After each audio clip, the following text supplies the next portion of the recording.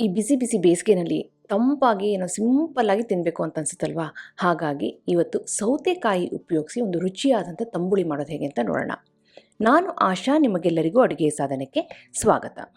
ಈ ಸೌತೆಕಾಯಿ ತಂಬುಳಿ ಮಾಡೋದಕ್ಕೆ ನಾನಿಲ್ಲಿ ಒಂದು ಸೌತೆಕಾಯಿನ ತಗೊಂಡು ಮೊದಲು ಈ ಸಿಪ್ಪೆನ ತೆಗೆದುಬಿಟ್ಟು ಅದರಲ್ಲಿ ಅರ್ಧ ಭಾಗ ಮಾತ್ರ ಉಪಯೋಗಿಸ್ಕೊಳ್ತಾ ಇದ್ದೀನಿ. ಯಾಕೆ ಅಂದರೆ ಇವತ್ತು ನಾನು ಮಾಡ್ತಿರೋ ತಂಬುಳಿ ಬರೀ ಇಬ್ಬರಿಗೆ ಮಾತ್ರ.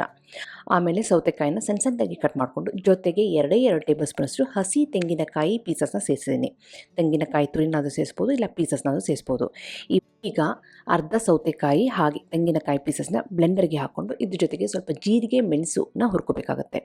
ಇವತ್ತು ಇದನ್ನು ಹುರಿಯೋದಕ್ಕೆ ಅಂತ ಅಗ್ಯಾರೋ ಅವರ 20 ಸೆಂಟಿಮೀಟರ್ ಓಕನ್ನು ಉಪಯೋಗಿಸ್ಕೊಳ್ತಾ ಇದ್ದೀನಿ. ಅದಕ್ಕೆ ನಾನಿಲ್ಲಿ ಮೊದಲು 1 ಟೀ ಸ್ಪೂನಷ್ಟು ತುಪ್ಪನ ಸೇರಿಸಿದ್ದೀನಿ. ತುಪ್ಪ ಹಾಕಿದರೆ ತಂಬುಳಿ ರುಚಿಯಾಗಿ ಬರುತ್ತೆ ಅಂತ ತುಪ್ಪ ಬದಲು ನೀವು ಎಣ್ಣೆನಾದರೂ ಉಪಯೋಗಿಸ್ಕೋಬೋದು.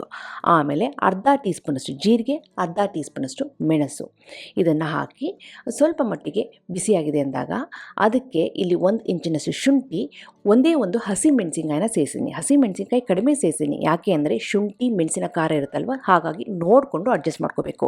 ಇವೆಲ್ಲನೂ ತುಪ್ಪದಲ್ಲಿ ಚೆನ್ನಾಗಿ ಹುರ್ಕೊಬಿಟ್ಟು ಹುರಿದಿರೋ ಅಂಥ ಜೀರಿಗೆ, ಮೆಣಸು, ಶುಂಠಿ, ಹಸಿ ಮೆಣಸಿನ್ಕಾಯಿ ತುಪ್ಪದ ಸಮೇತ ನಾನು ಬ್ಲೆಂಡರ್ಗೆ ಸೇರಿಸ್ಕೊಳ್ತಾ ಇದ್ದೀನಿ.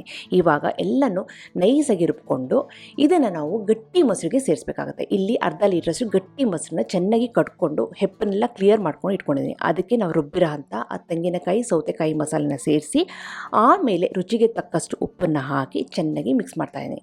ಇವಾಗ ನೋಡಿದ್ರೆ ಒಂದು ಮಟ್ಟಿಗೆ ಸೌತೆಕಾಯಿ ತಂಬುಳಿ ರೆಡಿಯಾಗಿದೆ.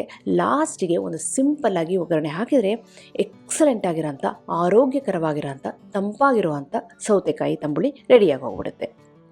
ನಾನಿವತ್ತು ಮಾಡ್ತಿರೋದು ಇಬ್ಬರಿಗೆ, ಹಾಗಾಗಿ ಅರ್ಧ ಲೀಟ್ರ್ ಮೊಸರನ್ನ ಸೇರಿಸಿದ್ದೀನಿ, ಹಾಗೆ ಅರ್ಧ ಸೌತೆಕಾಯಿನ ಸೇರಿಸಿದ್ದೀನಿ. ಅಕಸ್ಮಾತ್ ಜಾಸ್ತಿ ಜನಕ್ಕೆ ಬೇಕು ಅಂದರೆ ಇದಕ್ಕೆ ತಕ್ಕಂತೆ ನೀವು ಸಾಮಗ್ರಿಗಳನ್ನ ಜಾಸ್ತಿ ಮಾಡ್ಕೊಳ್ಳಿ. ಮತ್ತು ಅದೇ ಪಾತ್ರೆಗೆ ಇಲ್ಲಿ ಅರ್ಧ ಟೀ ಸ್ಪೂನಷ್ಟು ತುಪ್ಪನ ಸೇರಿಸಿ, ತುಪ್ಪ ಒಂದು ಮಟ್ಟಿಗೆ ಬಿಸಿಯಾಗಿದೆ ಅಂದಾಗ ಅದಕ್ಕೆ ಸ್ವಲ್ಪ ಸಾಸಿವೆ, 1 ಕೆಂಪು ಮೆಣಸಿನ್ಕಾಯಿನ ಹಾಕ್ಕೊಳ್ತಾ ಇದ್ದೀನಿ. ಸಾಸಿವೆ ಚೆನ್ನಾಗಿ ಸಿಡಿಬೇಕು, ಕೆಂಪು ಮೆಣಸಿನ್ಕಾಯಿ ಲೈಟಾಗಿ ಕಲರ್ ಚೇಂಜ್ ಹಾಕಿಬೇಕು. ಅದಾದಮೇಲೆ ಧಾರಾಳವಾಗಿ ಕರಿಬೇವಿನ ಎಲೆನ ಹಾಕಿ ಒಂದು 1/4 ಟೀ ಸ್ಪೂನಷ್ಟು ಇಂಗಿನ ಪುಡಿನ ಸೇರಿಸಬೇಕಾಗತ್ತೆ. ಇಷ್ಟೇ, ಇದಕ್ಕೆ ಸಿಂಪಲ್ಲಾಗಿ ಒಗ್ಗರಣೆ ರೆಡಿಯಾಗೋಗುತ್ತೆ. ಈ ಬೇಸಿಗೆಯಲ್ಲಿ ಖಾರವಾಗಿ ಸಾಂಬಾರು, ತಿಳಿಸಾರು ತಿನ್ನೋದಕ್ಕೆ ಬೋರ್ ಆಗೋಗ್ಬಿಡುತ್ತಲ್ವ.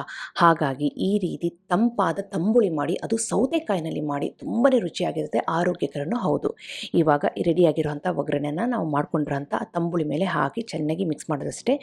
ಲಾಸ್ಟಿಗೆ ಸ್ವಲ್ಪ ಕೊತ್ತಂಬರಿ ಎಲೆನ ಸೇರಿಸ್ಬಿಡಿ. ಸಿಂಪಲ್ಲಾಗಿ ಮಾಡುವಂಥ ಸೌತೆಕಾಯಿ ತಂಬುಳಿ ರೆಡಿಯಾಗಿದೆ. ಬಿಸಿ ಅನ್ನದ ಮೇಲೆ ಬೇಕು ಅಂದರೆ ಸ್ವಲ್ಪ ತುಪ್ಪನ ಹಾಕಿ ಆಮೇಲೆ ಧಾರಾಳವಾಗಿ ತಂಬುಳಿನ ಹಾಕ್ಕೊಂಡು ಕಲಿಸ್ಕೊಂಡು ತಿಂತಿದ್ರೆ ಅಮೃತ ಇದ್ದಾಗಿರುತ್ತೆ. ಈ ತಂಬುಳಿನ ಬರೀ ಅನ್ನಕ್ಕೆ ಹಾಕ್ಕೊಂಡು ಕಲಿಸ್ಕೊಂಡು ತಿನ್ನಬೇಕು ಅಂತೇನಿಲ್ಲ, ಸ್ವಲ್ಪ ತೆಳ್ಳಗೆ ಮಾಡ್ಕೊಬಿಟ್ರೆ ಹಾಗೆ ಲೋಟಕ್ಕೆ ಹಾಕ್ಕೊಂಡು ಕುಡಿಬೋದು. ಬೇಕು ಅಂದಾಗೆಲ್ಲ ಕುಡಿತಾ ಇದ್ದರೆ ಬಾಯಿಗೂ ರುಚಿ, ಆರೋಗ್ಯಕರನೂ ಹೌದು. ಇವತ್ತು ಈ ಸೌತೆಕಾಯಿ ತಂಬುಳಿಯೊಂದಿಗೆ ಸೈಡಿಗೆ ಅಂತಂದ್ಬಿಟ್ಟು ಗೆಣಸಿನ ಫ್ರೈ ಮಾಡಿದ್ದೀನಿ. ಅದನ್ನು ಮಾಡೋದು ಹೇಗೆ ಅಂತ ಆಗಲೇ ಅಡುಗೆ ಸಾಧನ ಅಪ್ಲೋಡ್ ಮಾಡಿದ್ದೀನಿ. ಲಿಂಕನ್ನು ಡಿಸ್ಕ್ರಿಪ್ಷನ್ ಬಾಕ್ಸಲ್ಲಿ ಹಾಕ್ತೀನಿ, ದಯವಿಟ್ಟು ನೋಡ್ಕೊಂಡು ಬನ್ನಿ. 2 ಸಿಂಪಲ್ ಆಗಿರೋಂಥ ರೆಸಿಪಿಗಳು ಖಂಡಿತವಾಗ್ಲೂ ಟ್ರೈ ಮಾಡಿ ಹೇಗೆ ಬಂತು ಅಂತ ನಾನು ಕಮೆಂಟ್ ಸೆಕ್ಷನ್ ದಯವಿಟ್ಟು ತಿಳಿಸಿ. ಹಾಗೆ ನೀವಿನ್ನು ಅಡುಗೆ ಸಾಧನಕ್ಕೆ ಸಬ್ಸ್ಕ್ರೈಬ್ ಆಗಿಲ್ಲ ಅಂದರೆ ತಡೆ ಯಾಕೆ, ಈಗಲೇ ಸಬ್ಸ್ಕ್ರೈಬ್ ಆಗಿ ಪಕ್ಕದಲ್ಲಿರುವ ಬೆಲ್ ಬಟನ್ ಕೂಡ ಟಚ್ ಮಾಡಿ.